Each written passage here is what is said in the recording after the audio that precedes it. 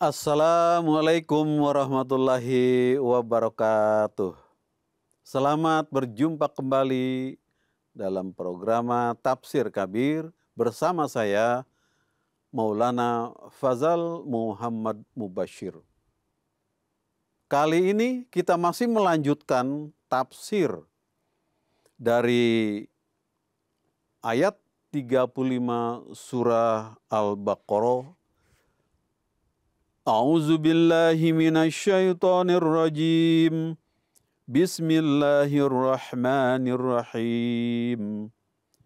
Wa iz qulna lil malaikati isjudu li Adam fasajadu illa iblis aba wastakbara wa kana minal kafirin. Al-Baqarah ayat 35. Dan ingatlah ketika kami berfirman kepada para malaikat, sujudlah kamu kepada Adam, maka mereka sujud kecuali iblis. Ia takabur dan sombong, dan memang ia dari golongan orang-orang kafir. Hadirin dan hadirat,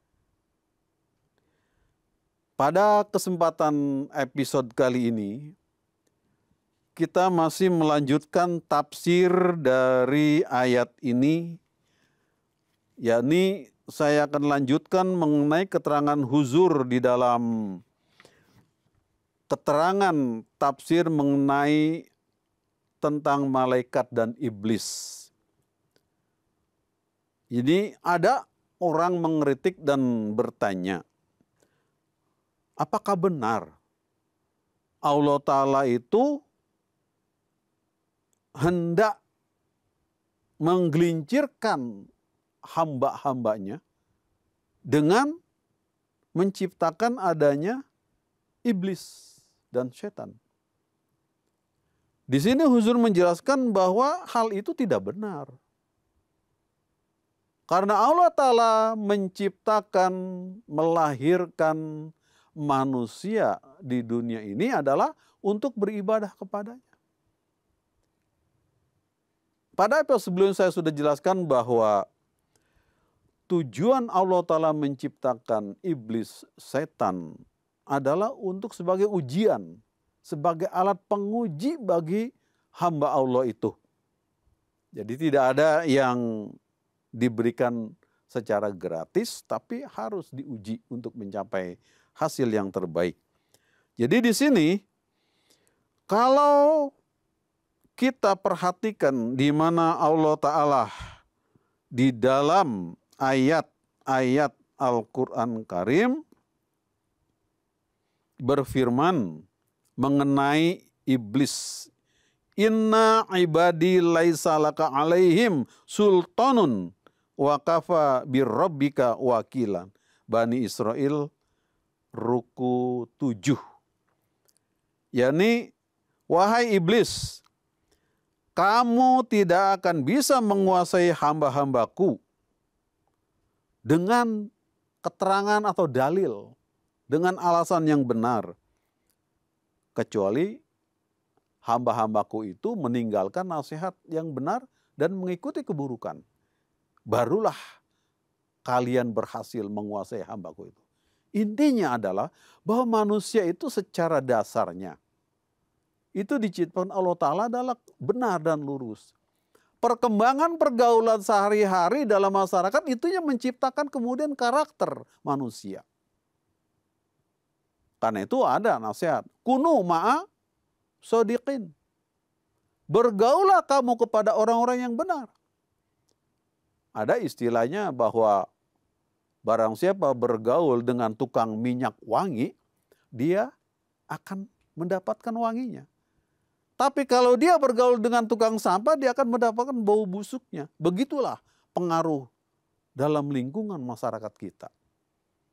Di sini kita perlu menyiapkan diri, memilih yang baik dan benar.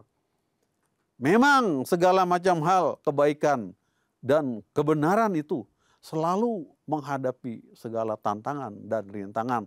untuk mencapai nilai terbaik. Inilah adanya iblis dan setan. Di dalam masyarakat pun begitu manusia. Ada yang berbuat jahat, curang, tapi ujung-ujungnya yang menang adalah yang benar dan lurus. Begitulah perjuangan para nabi Allah. Jadi Allah Ta'ala berfirman dalam ayat tadi itu bahwa iblis, kamu itu tidak akan bisa menguasai hamba-hambaku. Kecuali hambaku itu meninggalkan petunjuk yang benar. Kemudian pada ayat lain Allah pun berfirman, haulai qaumuna attakhadhu min dunihi ilahatan laula ya'tuna alaihim bisultanin bayyin. Ini surah Al-Kahf ruku 2. yakni para kaum yang selain daripada menyembah Allah Ta'ala, itu mereka berbuat sesuatu tidak akan bisa menguasai hamba-hamba Allah yang benar. Kata sultan di sini maknanya banyak. Ada negara, ada pemerintahan, ada penguasa. Tapi dalam hal ini adalah apa tipu daya manusia itu terhadap orang. Nah di sini kita dalam masyarakat pun seperti itu. Pergelutan dalam hidup sehari-hari. Orang ada yang ingin menguasai orang lain dengan cara hal-hal yang tidak benar. Tetapi sesuatu kebohongan dan kedustaan itu tidak pernah langgeng. Pada ujungnya dia akan punah dengan sendirinya. Dan akan berdirilah segala kebenaran yang datang dari Allah. Nah jadi di sini kita diberikan pilihan untuk memilih sesuatu yang benar. Nah kemudian pada ayat lain Huzur juga menjelaskan lagi bahwa Allah berfirman, wastagziz minnas tata'ata minhum bisautik wa ajlib alaihim bi khailik wa rajlika wa syarikhum fil amwali wal aulad wa'idhum wa ma ya'iduhum syaiton illa ghurura. Bani Israel ruku ke-7. yakni iblis dan setan itu hanya selalu dia dengan kedustaan, kebohongan, keputusasaan merusak untuk menguasai manusia. Jadi di sini kita tahu bahwa sifat iblis, sifat setan itu selalu saja apabila dia berbuat selalu dengan kebohongan dan kedustaan. Pada awalnya biasanya yang dusta-dusta itu menang. Tapi ujung-ujungnya mengalami kepunahan. Dan itulah juga setan dan iblis apabila dia sudah berhasil menjatuhkan manusia itu, dia tinggalkan. Tapi kalau kebenaran yang malaikat bawa dan nabi-nabi ajarkan kepada umat manusia, itu langgeng dan selalu dipelihara. Memang ketika datang, ketika awal, ketika berjuang, ketika menyampaikan hal itu mengalami perlawanan-perlawanan. Itu tadi setan dan iblis, watak manusia yang rusak. Selalu menghalangi. Jadi pada ujungnya, pada akhirnya, pada klimaksnya, kebenaran itulah yang mencapai keberhasilan. Inilah perjuangan para nabi Allah dari Adam alaihissalam sampai kepada Rasulullah Sallallahu Alaihi Wasallam. Zaman sekarang, pada zaman Masih Maud alaihissalam pun mengalami dan terus seperti itu. Jadi ini adalah suatu keadaan dalam hidup manusia bahwa mencapai suatu keberhasilan di dalam kehidupan ini memang itu harus dihadapi dengan segala macam ujian dan cobaan. Jadi kita jangan berputus asa dan berkecil hati dalam menunaikan tugas-tugas kita. Baik itu tugas secara pribadi ataupun secara umum masyarakat. Dalam menegakkan kebenaran di sini memang berat. menyampaikan suatu kebenaran yang datang dari Allah Ta'ala melalui para rasul dan nabinya, itu memang berat. Tapi ujung dan klimaks akhirnya adalah kebahagiaan. Disinilah kita harus dapat memahami. Jadi apa sih khulasahnya kemudian ini? Atau intisarinya? Jadi Quran Karim mengajarkan bahwasanya sesuatu hal yang benar itu memang susah dan harus diperjuangkan. Di mana segala perjuangan kebenaran tersebut yang dibawa para nabi Allah, khususnya sini adalah Al-Quran Karim untuk menyampaikannya, sebagai petunjuk hidup dunia sampai akhirat yang terakhir bagi umat manusia ini. Memang sehari-harinya dalam pengamalannya itu selalu saja kita dijegal, dihadang oleh keadaan-keadaan, oleh manusia, oleh masyarakat yang menginginkan bahwa itu harus gagal. Itu di sini perjuangan yang sangat berat, tapi ujungnya adalah nanti itu kebenaran itu pasti mencapai kesuksesan.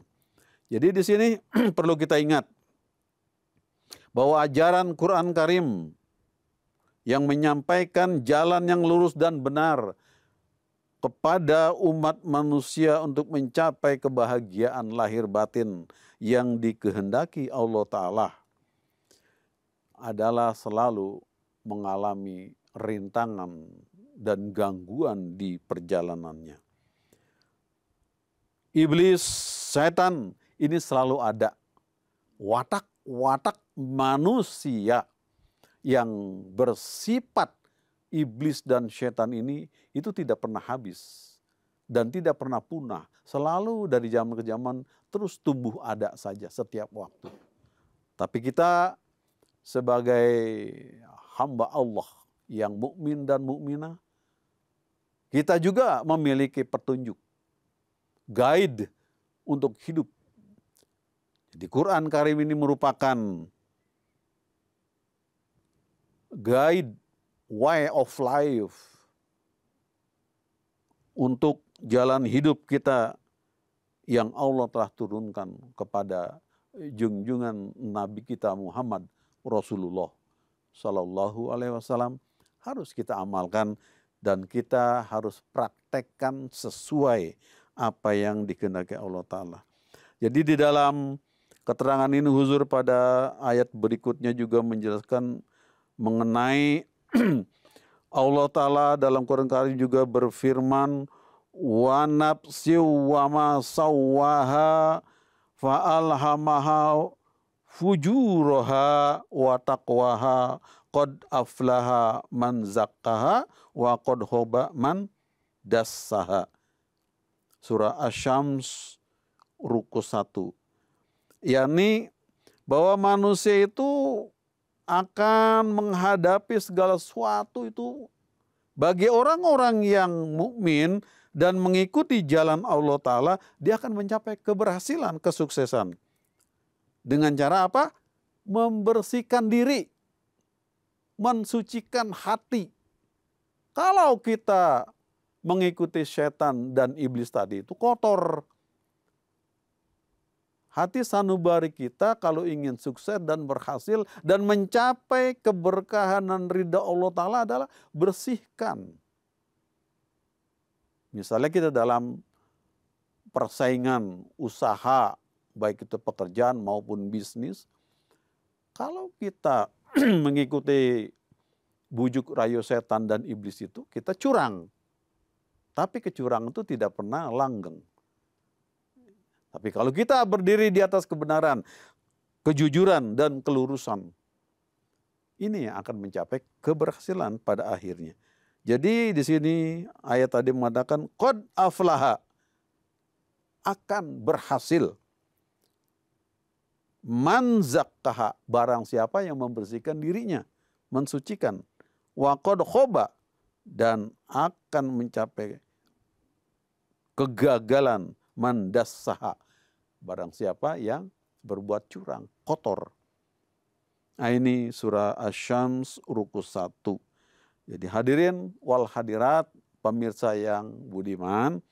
Jadi dari keterangan-keterangan mengenai iblis, setan, malaikat di sini itu begitu luasnya. Emang inilah sesungguhnya dalam kehidupan kita sehari-hari yang selalu kita hadapi dalam masyarakat kita. Allah Ta'ala berikan di dalam diri kita potensi, kemampuan, bakat. Itu ada 2. Mengikuti kebenaran dan keburukan. Tinggal pilih. Allah sebelumnya itu sudah menyediakan pilihan. Tinggal kita untuk mengikuti mana. Biasanya ini adalah yang sangat menentukan dalam hidup itu adalah dalam bermasyarakat. Di mana kita bergaul dengan orang-orang baik, kunu ma'as shodiqin, itu akan mencapai qad aflaha, itu mencapai keberhasilan, falah. Tapi kalau kita dalam kehidupan bermasyarakatnya adalah mengikuti pergaulan-pergaulan yang buruk dan jahat, itu akan mengalami kerugian pada diri kita. Nah, di sini kita tinggal pilih mana yang akan diambil.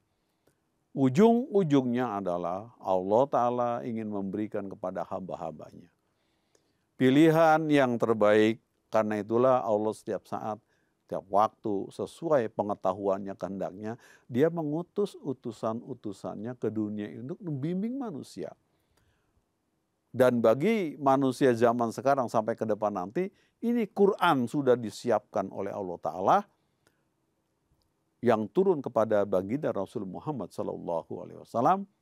Tapi toh manusia setiap waktu, setiap zaman, itu selalu saja mengalami hal yang sulit. Karena itulah di zaman ini pun untuk melanjutkan pekerjaan ini, Allah telah mengutus Masih Maud alaihissalam untuk menjabarkan, menjelaskan isi dan kandungan daripada Al-Quran ini. Beliau pun sudah wafat, banyak karya tulis yang ada. Dan akan terus dibimbing oleh para khulafa, khalifah-khalifah beliau. Ini keberuntungan besar bahwa dengan adanya ajaran Quran Karim ini bagi umat manusia sedunia, tidak ada pilihan lain untuk dapat kita ikuti dan amalkan adalah ajaran yang terdapat di dalam Al-Quran Karim. Tidak ada yang lain selain ini. Kemudian Huzur juga masih menjelaskan ini bagian ujung daripada tafsir ini. Beliau menulis bahwasanya tentang bagaimana Rasulullah Sallallahu Alaihi Wasallam. Di sini Allah Ta'ala juga menjelaskan dan Rasulullah SAW bersabda, kullu mauludin yuladu alal fitrah fa abawahu yuhawwidanihi au yunassiranihi au yumajjisanihi. Ini dalam kitab Bukhari, bahwasanya setiap orang yang lahir itu dilahirkan dalam keadaan fitrat. Artinya lurus, benar, bersih. Itu manusia, siapapun juga. Baik itu dia dari golongan mana, dari umat mana, bangsa apa. Itu yang baru lahir adalah lurus, bersih. Dan dalam keadaan fitrat, fitrat manusia itu adalah benar, lurus, bersih, keinginan yang baik. Tetapi yang menjadikan anak itu kemudian adalah akibat daripada pergaulan dalam kehidupan sehari, yaitu ada yang jadi Yahudi, ada yang jadi Nasoro, ada yang jadi Majusi. Nah ini adalah pergaulan masyarakat kita hidup sehari-hari. Kalau kita bergaul dengan orang-orang baik, orang-orang yang lurus, itu kita akan jadi baik dan lurus. Tapi kalau kita bergaul dengan orang-orang yang buruk, jahat, kita pun ikut jadi jahat. Jadi sangat menentukan sekali. Ini tarbiyat ini. Tarbiyat memiliki peran penting dalam membentuk watak diri kita. Jadi kita dalam jemaat sangat penting sekali ini mencari teman yang baik itu susah. Tapi mencari teman yang buruk itu banyak. Karena itulah peranan penting sebagai orang tua dalam membimbing anak-anaknya agar menjadi hamba-hamba Allah yang lurus dan benar. Ini penting sekali dalam pergaulan. Jadi nggak sembarangan itu memilih teman, tapi pilihlah teman-teman yang baik.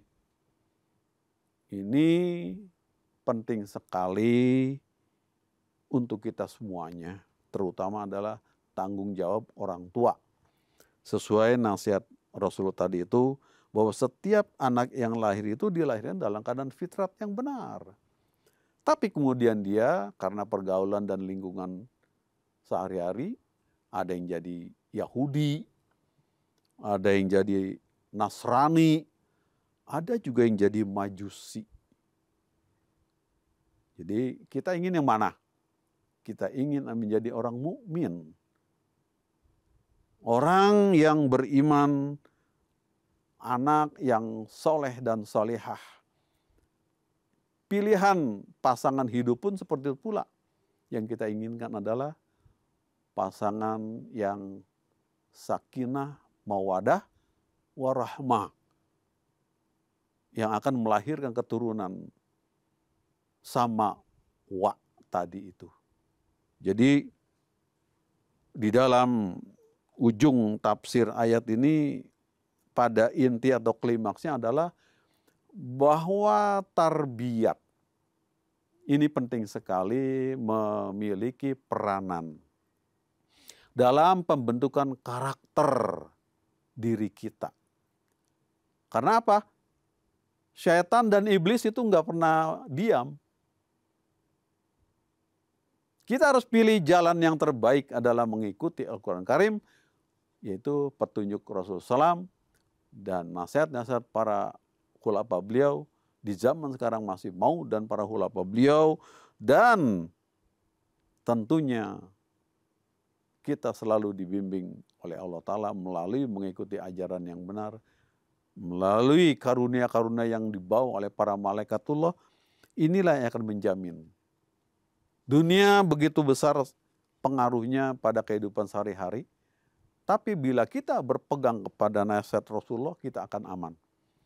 Tapi kalau kita hanya mengejar-ngejar duniawi, itu setan dan iblis itulah yang akan berkuasa.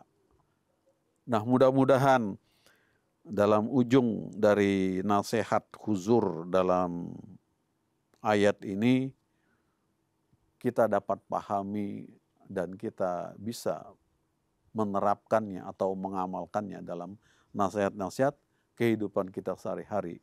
Mudah-mudahan Allah Ta'ala memberi karunia pada kita untuk dapat menerapkan nasihat dan ajaran dari Al-Quran Karim.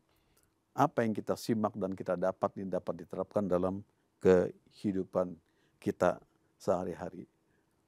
Pemirsa yang budiman dimanapun Anda berada.